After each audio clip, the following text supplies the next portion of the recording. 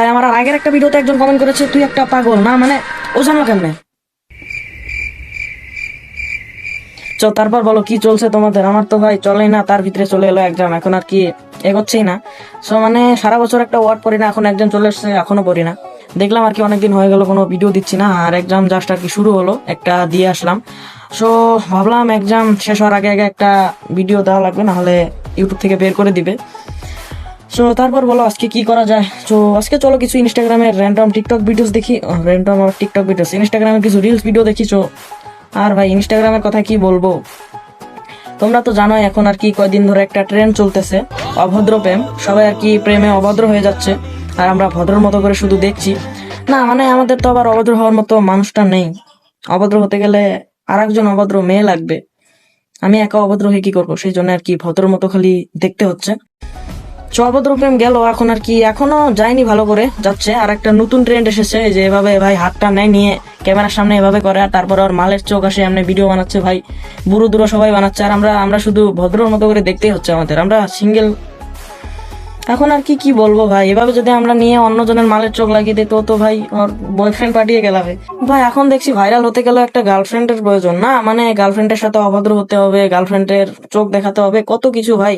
তো তোমরাও যদি আমার মতো কেউ এভাবে সিঙ্গেল রোগে ভুগছো তাহলে আমাকে মেসেজ দিতে পারো, আমি এনি টাইম অভদ্র মোডে আছি। তো চলো দেখি কিছু ইনস্টাগ্রামের র্যান্ডম রিলস ভিডিও দেখা যাক, লেটস গো। হ্যালো গাইস, আজকে আমি ব্ল্যাক শার্ট পরেছি, কারণ আমি ব্ল্যাক শার্ট কখনো পরি না। তো গাইস কেমন লাগছে বলো, পুরো দেবের মতো লাগছে কি না? দেবের মতো? দেব ফেল হয়ে যাবে মনে হয়, জানি না। দেব ফেল হয়ে যাবে, ঠিক আছে, এর লুক দেখলে দেব ফেল হয়ে যাবে, ঠিকই বলেছে। এর নাম কি? মস্তান ভাই।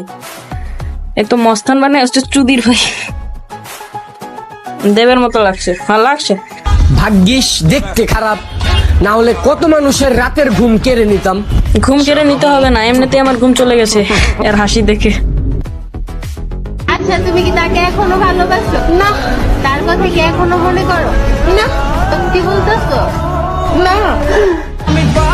এই বুড়ো বয়সে কি দাদা কি একে ধোকা দিয়ে দিছে नाकी? এত কষ্ট। आपके होने वाले हस्बैंड की मिनिमम सैलरी कितनी होनी चाहिए? मैं मॉडर्न हूँ तो मेरे मॉडर्न सबसे 100 करोड़ तो होनी चाहिए। 100 करोड़ होने 100 करोड़। लगाले 25 पैसे का 100 करोड़ होना चाहिए। अच्छा ये बताओ 100 करोड़ में कितने जीरो होते हैं? नहीं पता। तो 100 करोड़ वाला कैसे चाहिए? 100 करोड़ ভাই, মুখের উপরে এরকম একটা মেয়েকে এভাবে বেজ্জতি করে দিছে না। 100 करोड़ ডিজার্ভ করে এত সুন্দর একটা মেয়ে, 100 करोड़।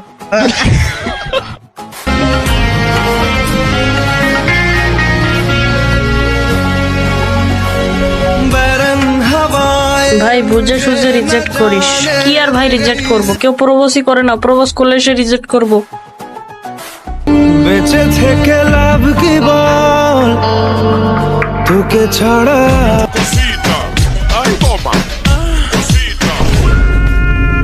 বিটিএস, আমি আর কি আজকের মতো বিটিএস কে নিয়ে এই ভিডিওটাতে কিচ্ছু বলতে চাই না, কারণ বিটিএস কে নিয়ে কথা বললে অনেক কিছু হয়ে যাবে। এখন বিটিএস কে নিয়ে এর আগে আমি একটা ভিডিও বানিয়েছিলাম, ওটাতে অনেকজনই কমেন্ট করেছে, অনেক ভালো ভালো কমেন্ট করেছে। সো ওটা নিয়ে এরপরে আমি একটা ভিডিও বানিয়ে দেবো। এই ভিডিওটাতে আমি বিটিএস কে নিয়ে কিচ্ছু বলতে চাই না। বিটিএস কাট।